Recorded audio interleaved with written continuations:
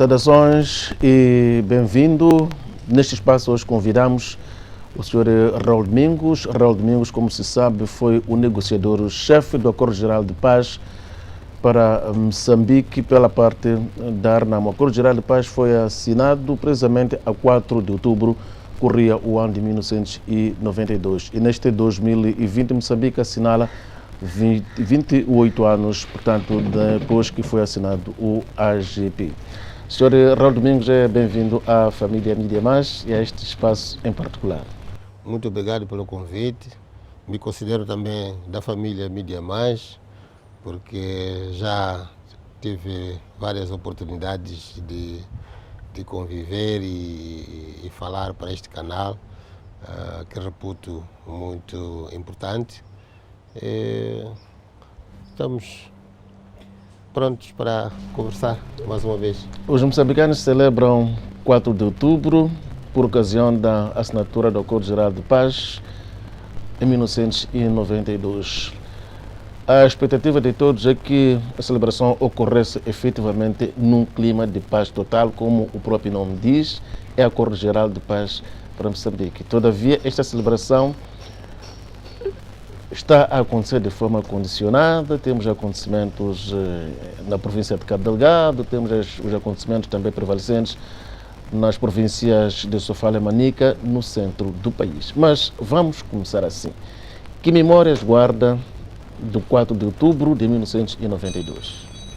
Bom, muito obrigado pela oportunidade que me dá de recordar este momento emocionante da minha vida pessoal e da minha vida como organização e como moçambicano. Foi, de facto, um dia muito importante para o país, porque depois de 16 anos de luta armada, finalmente os moçambicanos encontraram-se, chegaram a um consenso e assinamos um acordo que era o fim das hostilidades militares e o compromisso político de trazer para o país a paz, a democracia e a reconciliação nacional. Portanto, foi de facto um momento emocionante a ver o saudoso presidente Afonso Dhlakama a abraçar o presidente Chissano e ter aquela presença massiva do mundo, desde as Nações Unidas, a ONU, a SADC e vários outros intervenientes do processo presentes para testemunhar aquele ato. Foi algo que lembramos sempre com emoção. O Sr. Raul Domingos chegou a saber o que terá determinado que a Arnam escolhesse a sua pessoa para chefiar a sua delegação na negociação que durou 2 anos? Infelizmente não cheguei a saber e a única pessoa que podia dizer com toda a certeza é o presidente Dhlakama, que já não está entre nós, que Deus o tenha, porque a escolha foi dele. Sabe que em momentos de guerra não há muita democracia, há um comando militar que funciona na vertical. Portanto, o chefe decidiu e cumpra-se. Mas eu acredito que ele fez o seu trabalho de casa, seguramente auscultou e tomou uma decisão. E eu, pessoalmente, tenho estado a especular que tenha recaído a meu favor a decisão de liderar a delegação por 2 razões fundamentais. Primeiro, porque no debate interno havia duas correntes. Uma corrente que achava que devia-se tomar o poder à força, portanto, tomar Maputo como capital e tomar o poder.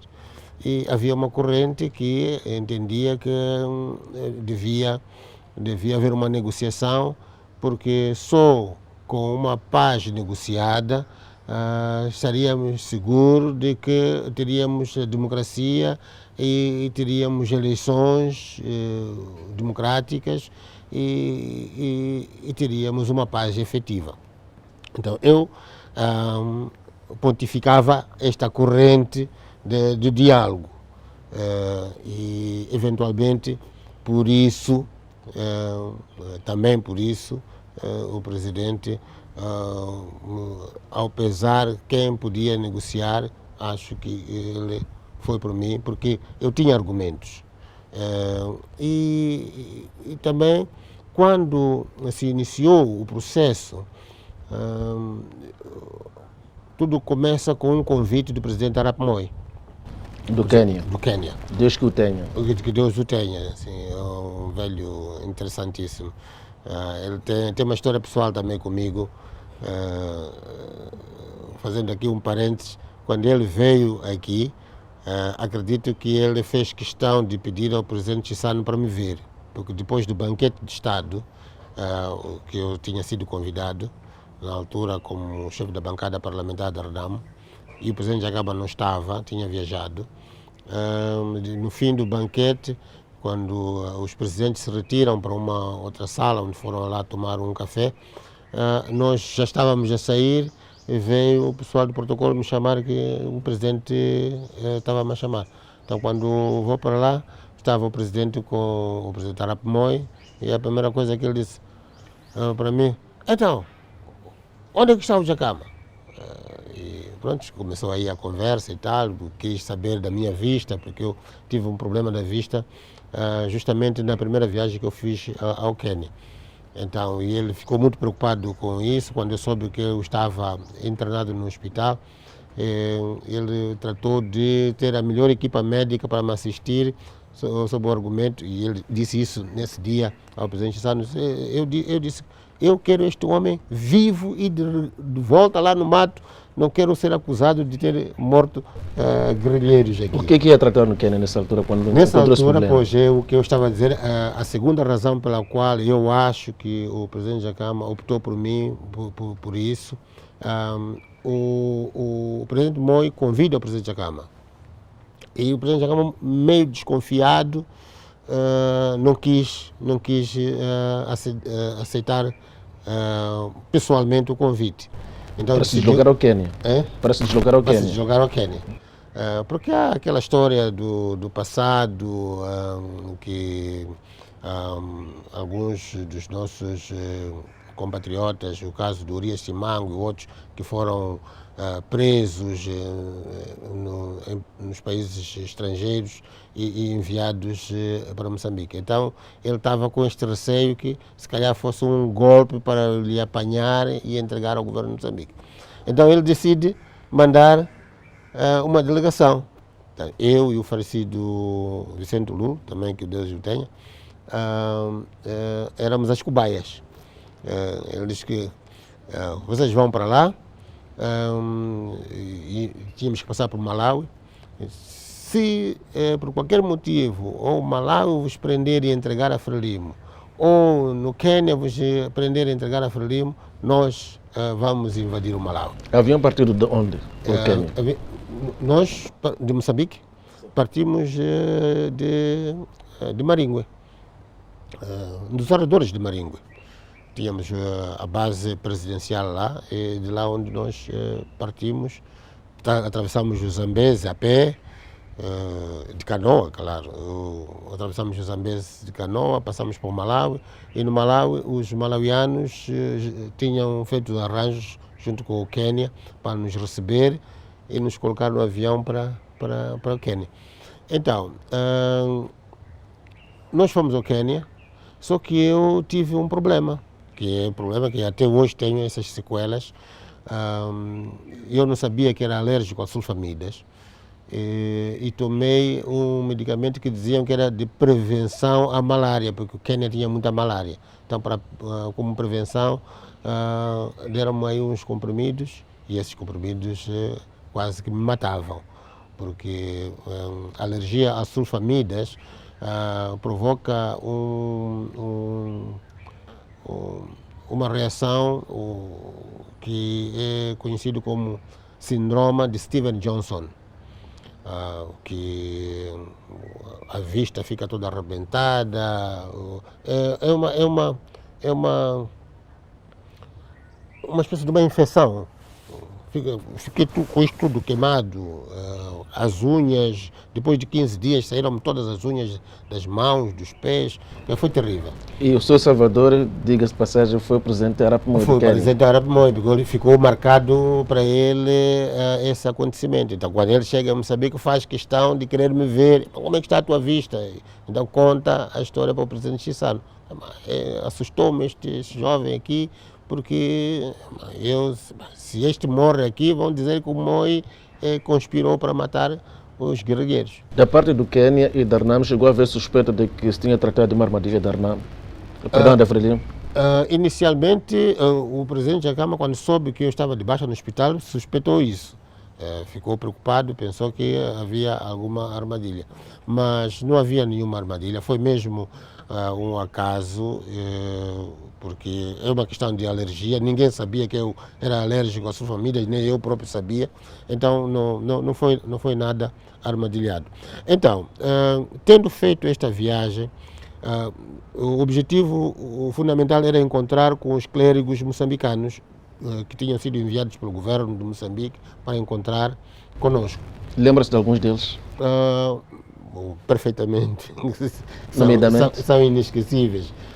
Estávamos a falar do cardeal Dom Alexandre, do falecido arcebispo da Beira, Dom Jaime Gonçalves, o Dom Dinis Sengulani, o falecido presidente do Conselho Cristão de Moçambique, Osias Bocache. Então, eram essas figuras com quem encontramos. Eu só tive a oportunidade de falar com eles uma vez, porque o Steven Johnson estava a progredir. Então, não consegui terminar a reunião com eles, deixei meu colega, o Vicente Ululo, continuar com a reunião e imediatamente fui baixar ao hospital. E depois voltamos ao encontro alguns meses depois. Eu já estava bom, porque fiquei 27 dias no hospital e fiquei bom. Em agosto do mesmo ano, isto estamos a falar de 1989, em fevereiro, agosto de 89, voltamos a encontrar com o mesmo grupo de clérigos moçambicanos, já com o presidente Jacama. Porque depois demos o relatório. Onde é que foi o encontro? Foi também em Nairobi. Dei o relatório e ele percebeu que era mesmo algo de boa fé. Aí o presidente da Câmara já havia vencido o medo? Já havia vencido o medo, sim. Ele percebeu que era algo de boa fé e que tinha mesmo em vista a paz. Recuando um pouco, Sr. Raul Domingos, não era sonhar acordado pensar em tomar a cidade de Maputo por via da força? Nem tanto, porque se avaliarmos a situação naquele momento, a moral combativa das Forças Armadas de Moçambique não era das melhores. E nós, como guerrilha, já operávamos nos arredores da cidade de Maputo. Zonas como Belo Horizonte, Fomento, Costa do Sol, já havia guerrilheiros que se infiltravam até essas zonas e portanto, o pânico, o medo que se tinha instalado, eu penso que o perigo que isso tinha era apenas mortes, que podia ser um ataque muito sangrento, podia-se causar muitas mortes, e era o que eu defendia, que nós não podemos sacrificar tantas vidas para depois entrar numa rotina de guerra, porque o governo pode se refugiar algures na África do Sul ou um sítio qualquer, organiza-se e parte daí para contra-atacar. Então, Décadas depois pode revelar qual é a estratégia que usavam para fazer este nível de infiltração quase estarem no coração da cidade de Maputo. Já não há nada a perder, não há nada a esconder. Não, eu já tenho falado muitas vezes isso. O que nós fazíamos? Tínhamos o que chamávamos de guerrilha urbana. Em termos de guerrilha urbana, nós tínhamos homens treinados que entravam a civil e infiltravam-se no terreno e tinha pessoas com quem contactavam dentro da cidade. Como diz que já não há nada a perder, mas na altura tínhamos um senhor que depois já faleceu, que era o nosso contacto. Como se chamava? Chamava-se Vieira Manala. Parece que trabalhava O antigo locutor da Rádio na Rádio Moçambique. Moçambique. Era um elemento de contacto.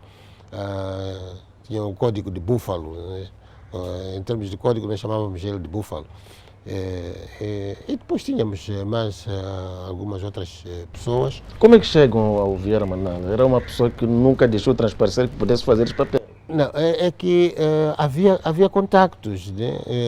Porque afinal de contas é preciso perceber que o guerrilheiro não vinha de outro planeta nem de outro país. E qual era o papel dele? Eram moçambicanos. Qual era o papel dela? O que faziam em termos concretos? Bom, fazia passar os nossos panfletos, né? Porque apareciam aqui na cidade, em algumas zonas, panfletos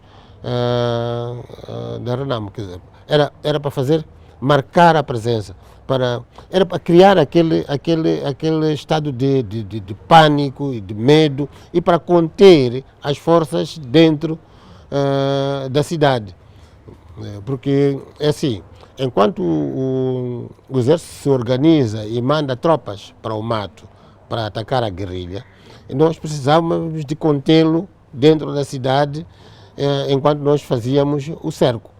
Então, um simples panfleto na Costa do Sol que diz que contem conosco o jantar. Uma bandeira da Renamo, no verso, a gente escrevia contem conosco o jantar. E deixava-se ali, alguém apanhava aquilo, chegava às mãos das autoridades, esses tipos estão aqui. Então aquilo era um pânico, eram blindados por todos os cantos, eram homens armados por todos os lados, patrulhas à noite, mas eram apenas 2 homens que chegaram aqui, entregaram o panfleto a uma pessoa que está aqui, que passou por ali e deixou, e criava toda aquela situação como se estivesse isto tudo cercado. Portanto, essa era a ação psicológica da guerrilha urbana. E depois tínhamos outras ações interessantes, que eram as informações. Mas ele era o único falecido Vieira Manala? O nome sonante, era um nome sonante, mas havia muitos, porque os próprios jovens que faziam isso, que vinham para cá, alguns eram guerrilheiros, apanhados na Manhissa, em Marraquene, mas que conheciam a cidade de Maputo e que tinham contatos em Maputo. São esses que vinham para cá e falavam com este e aquele, deixavam uma missão, sobretudo na área de informação. Nós queríamos saber as informações e nós controlávamos quase tudo o que se passava ao nível das Forças Armadas. Nós sabíamos quando estavam a ser preparada uma coluna, sabíamos quando que a coluna partia, sabíamos que a coluna já partiu, sabíamos quantas viaturas, o que a coluna leva, essas coisas todas. Portanto, fala dos primeiros encontros no Quênia, muito antes de 4 de outubro de 1992, quando finalmente, ao fim de 2 anos de negociação, se assina o Acordo Geral de Paz para Moçambique. O que é que levou a que se levasse muito tempo para se iniciar uma negociação direta entre a Renamo e o governo? Bom, inicialmente o governo tinha enviado esses 4 clérigos. tivemos o primeiro encontro em fevereiro de 89.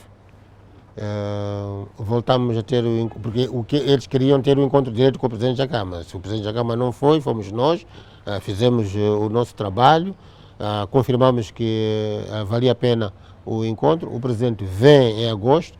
Então, em agosto, eles trouxeram um documento, o chamado documento de 12 pontos.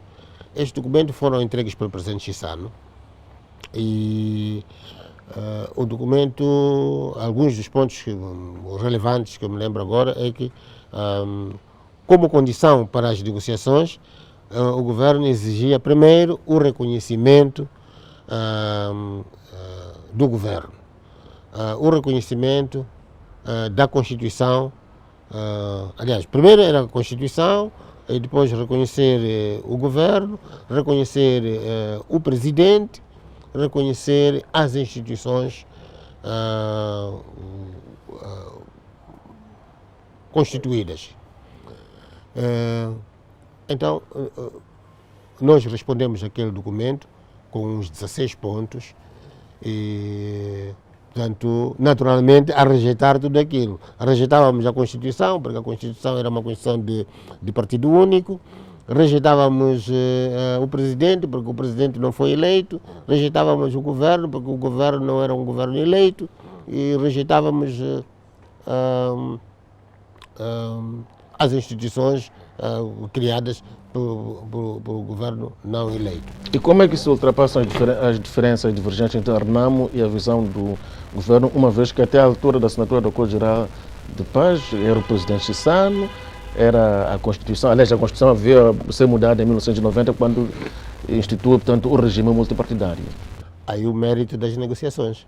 Porque as negociações partimos de pontos divergentes e vamos sanando, vamos fazendo concessões, vamos encontrando compromissos e chegamos ao entendimento. Esse é o mérito. E justamente por isso levaram o tempo que levaram, porque havia intransigência de parte a parte. Mas deixa-me só referir que quando nós respondemos a esse documento, eu vim a saber mais tarde que esse documento não era para ser entregue, era um documento de orientação aos clérigos. Mas clérigos como clérigos não têm segredos e não percebem bem dessas manobras políticas.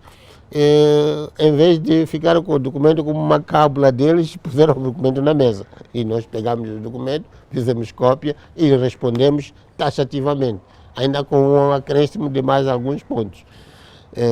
Então, tenho conhecimento que o presidente Chissano não gostou, porque o documento não era para ser entregue, até vinha com uma nota non-official paper. Quer dizer, não é um documento oficial para ser entregue. Mas eles entregaram. Então, daí o presidente Chissano decide que não podiam continuar o contacto, que o contacto passaria já ao nível de governos. Portanto, era o governo de Quênia, como intermediários, o governo do Zimbábue, que também, na mesma altura, aproximaram-nos lá no Quênia e falávamos com alguns oficiais do Zimbábue e do Quênia, naturalmente, e do Malawi também. Mas o presidente Chissano decide que agora vamos trabalhar com governos.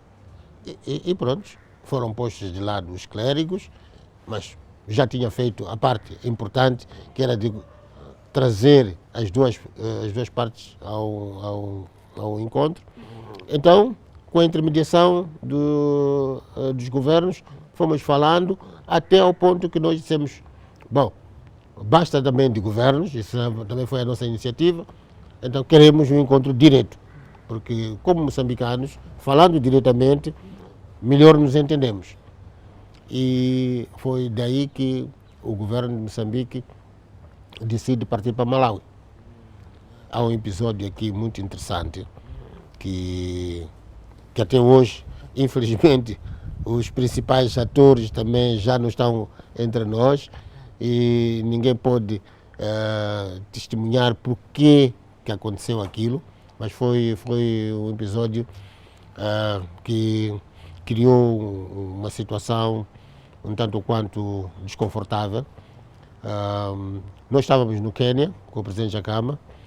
O presidente Arap Moi manda o seu enviado, que era o secretário permanente dos negócios estrangeiros, Bethuel Kiplagat, que também já faleceu, para dizer ao presidente Jakama que amanhã às 6 horas vamos encontrar no Palácio. Então o presidente Jakama comunica-nos a nós, eu e o Vicente Lulo, o presidente Moi quer falar comigo, então vamos lá juntos. Então nós fomos acompanhar o presidente Jakama ao Palácio, ao State House, encontrar com o presidente Moi. Lá o presidente Moi foi falando, disse, olha, tratava o presidente Jakama para meu filho. Meu filho, tem aqui um amigo meu, da minha confiança, que pode te levar com toda a segurança para o Malawi, porque o presidente Banda quer falar consigo. O presidente Jakama, muito bem, tinha confiança com o presidente Moi, e também está aqui o meu secretário permanente, que é uma pessoa da sua confiança, vai consigo. Tudo bem. Então, quem era a pessoa da confiança que ia nos levar? Era o Tani Roland, aquele magnata britânico que tinha muitos empreendimentos aqui em Moçambique. Sim. Então fomos num avião privado do Tani Roland de Nairobi para Blantyre. Chegamos em Blantyre, fomos recebidos lá com o John Tembo, que era praticamente o número 2 da hierarquia do governo malauiano. E ele anuncia que está aqui uma delegação de Moçambique pronta para negociar. O presidente Jakama ficou aborrecido. A mim me disseram que o presidente Banda quer falar comigo. Não, disseram que viemos para aqui para negociações. E mesmo que fosse para negociações, tinha que haver uma preparação prévia, né?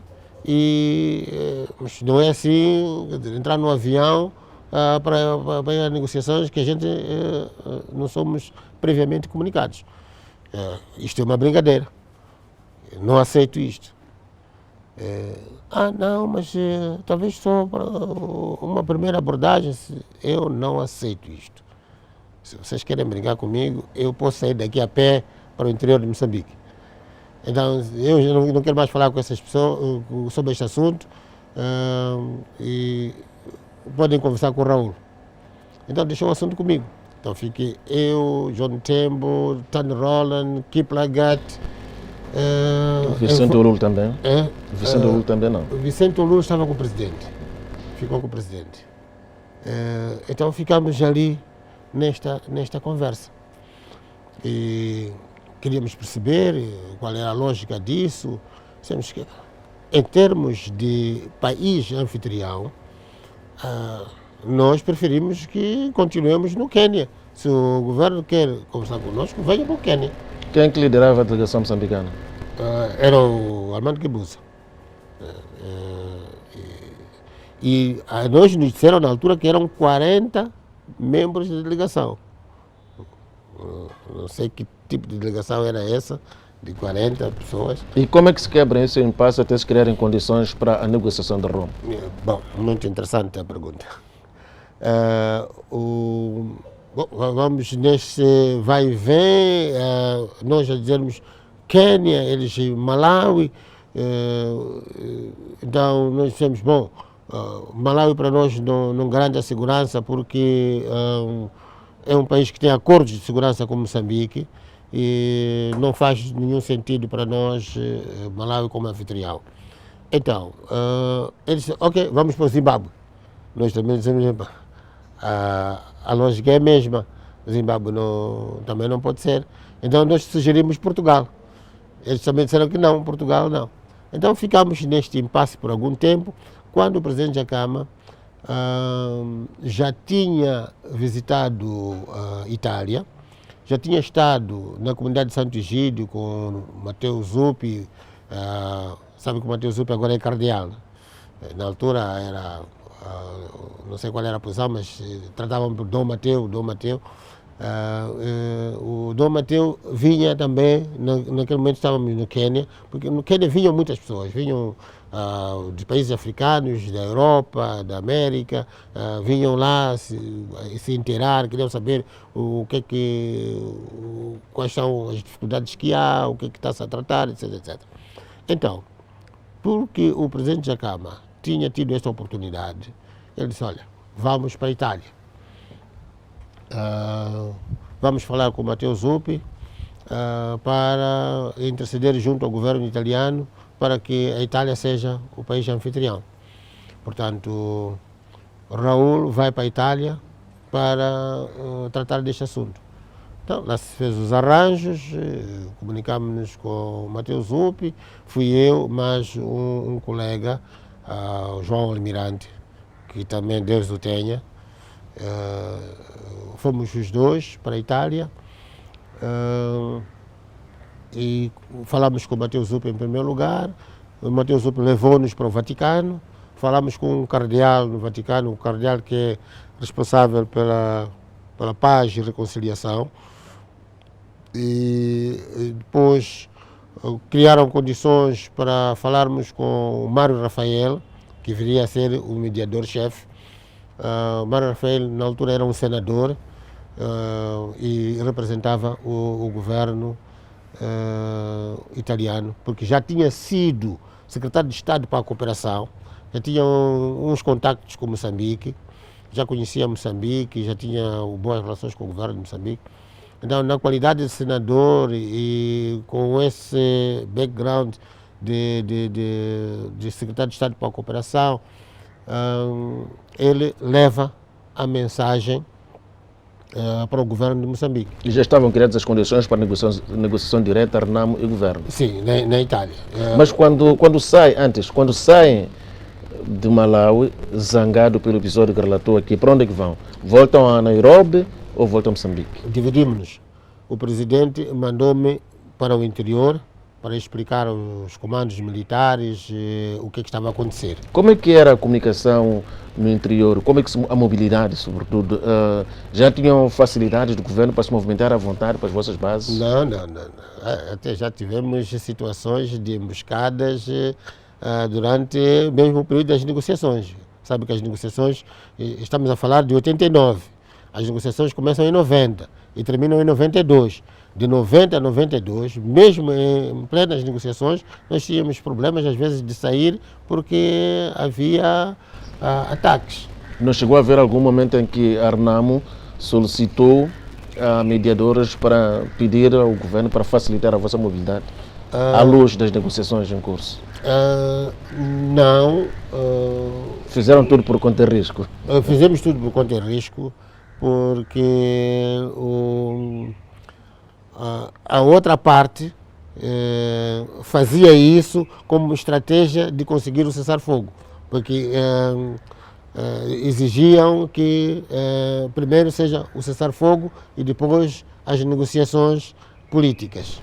Sr. Raul Domingos, o que é que levou a que as negociações durassem 2 anos, 2 longos anos, para uma situação em que o país estava quase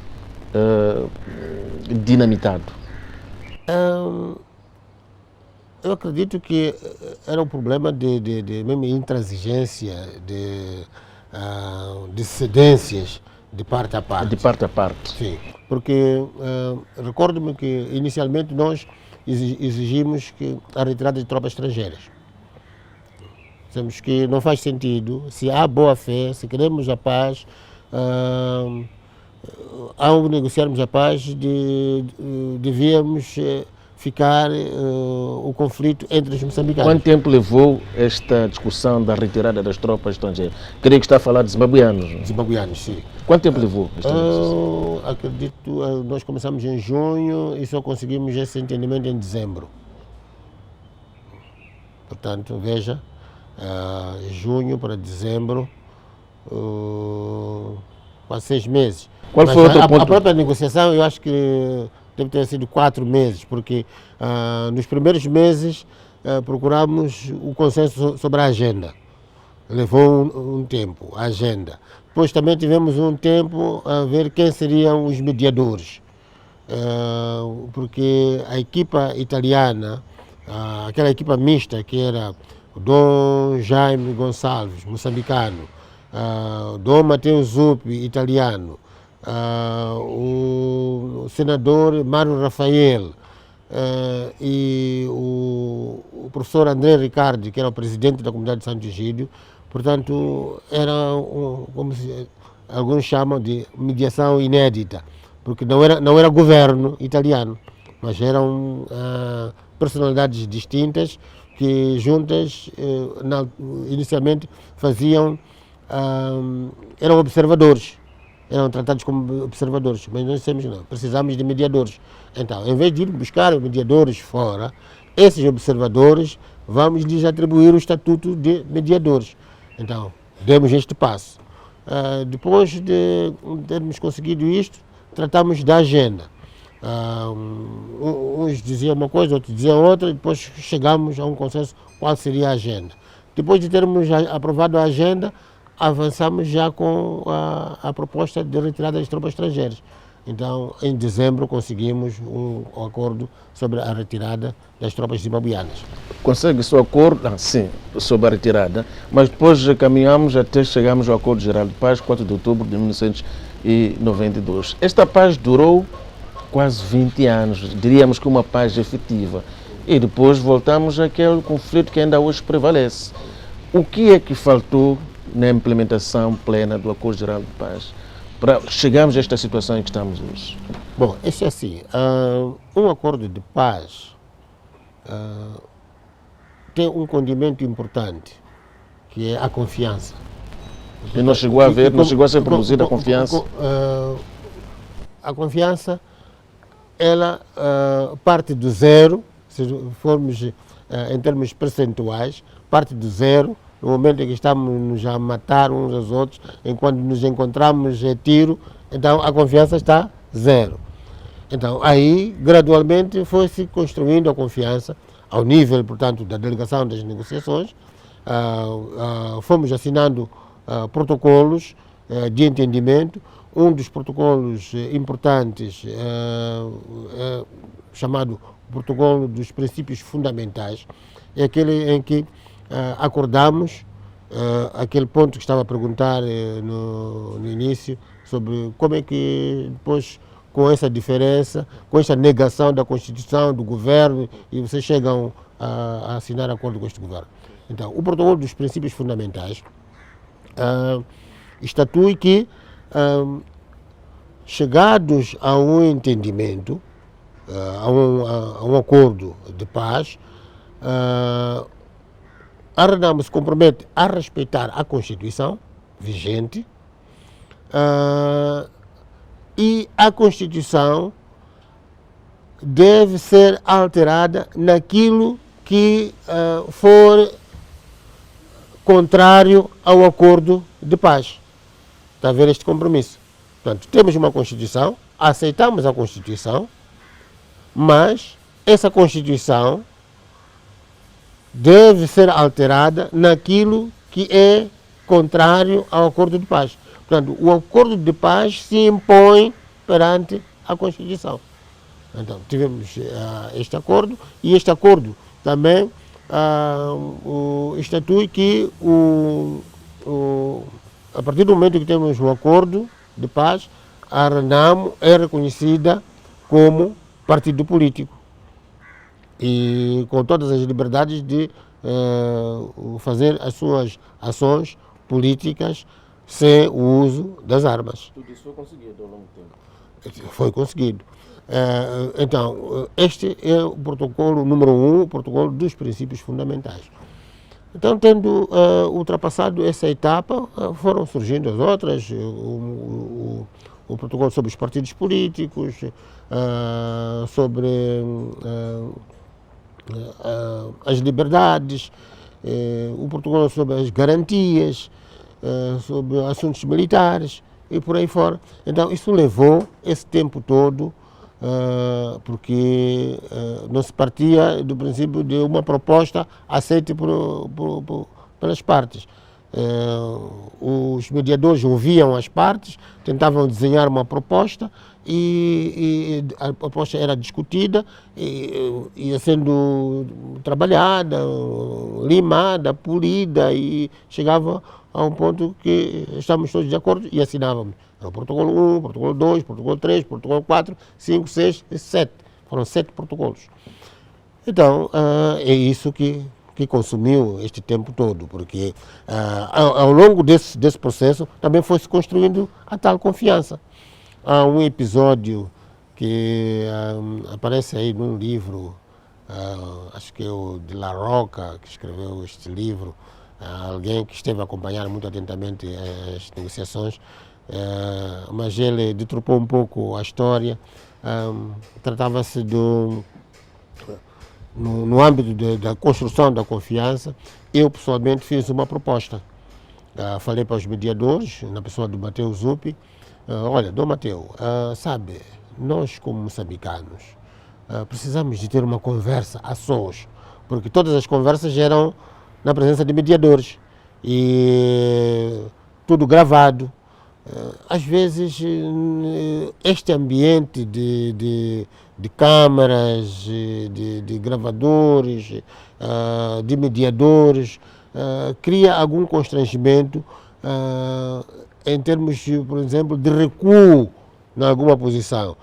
Cada uma das partes quer manter uma posição de força quando está nas negociações. Portanto, se nega uma proposta, procura esgrimir todo tipo de argumentos para dizer que isto deve ser assim. E essa proposta foi aceita? A sua proposta? Foi.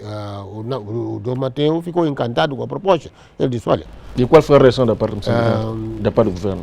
Também aceitou, mas importa aqui dizer isto. O Dom Mateu Zuppi, quando ouviu essa proposta, ele olhou fixamente para os meus olhos e disse, não estou a acreditar no que estou a ouvir. Mas estás a falar a sério? Eu disse, sim, estou a falar a sério. Mas o presidente Jagama sabe disso? Não, é minha proposta.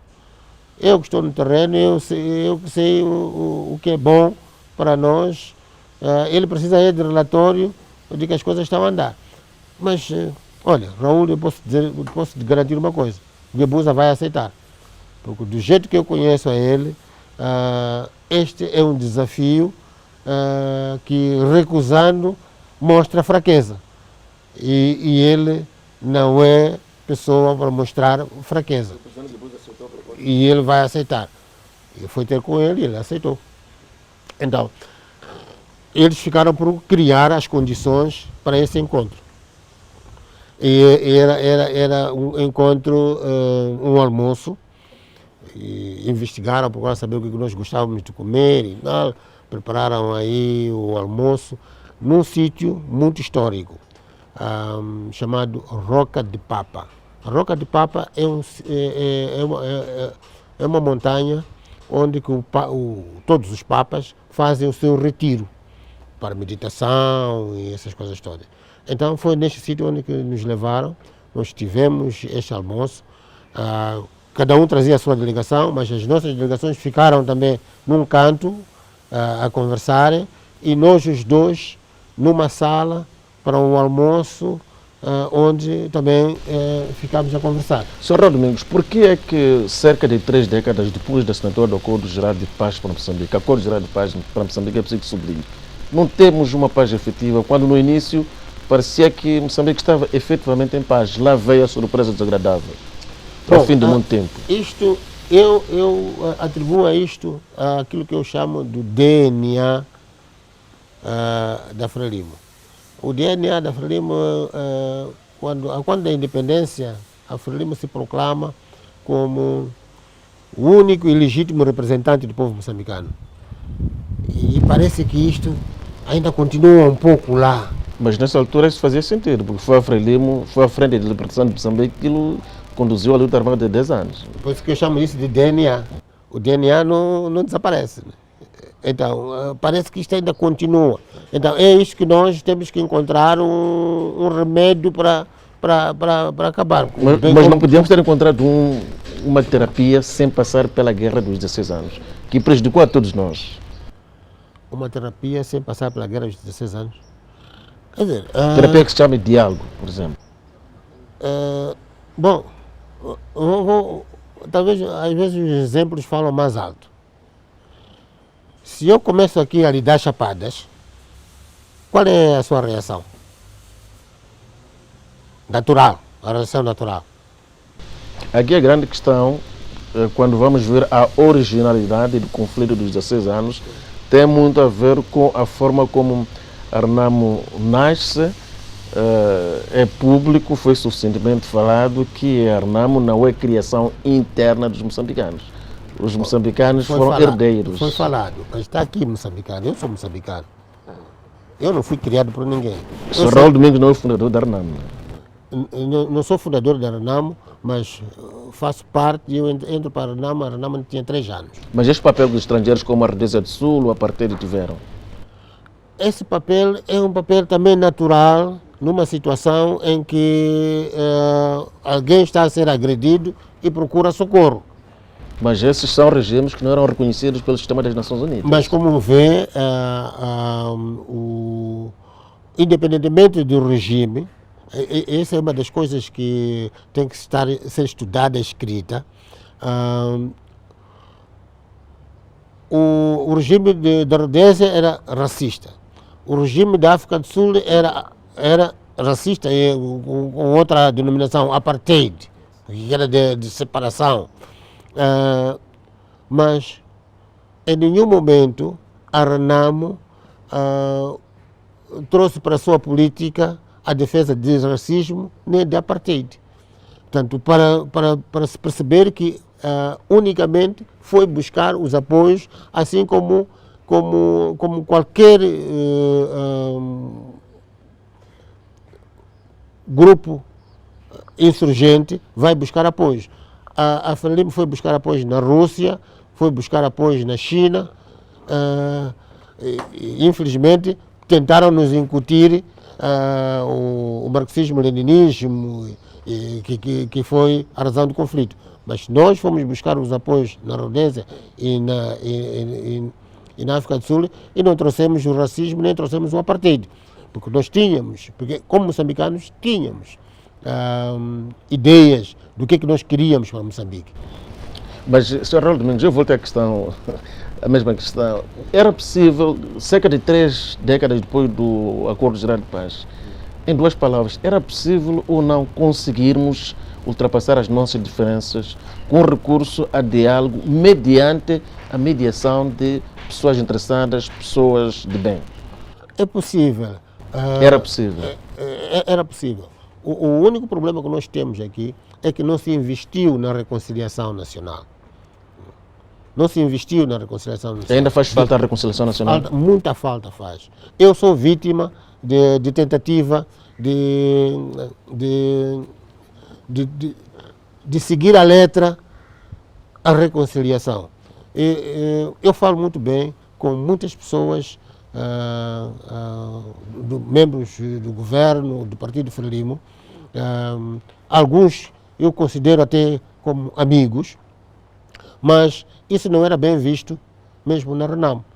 E também não é bem visto na Frelimo. Então, é esta parte que nós precisamos de ultrapassar, que o convívio entre os moçambicanos não pode ser prejudicado por causa das diferenças políticas. E como negociador-chefe pela Renamo, cerca de 3 décadas depois da assinatura do Acordo Geral de Paz, o que é que foi sendo escondido ao longo deste tempo todo, a começar pela era das negociações, que hoje já pode ser desvendado, não prejudica nem a Renamo, nem a Frelimo, nem o governo? Bom, essa é uma pergunta muito difícil de responder. Não sei. Agora, com a pressão do tempo,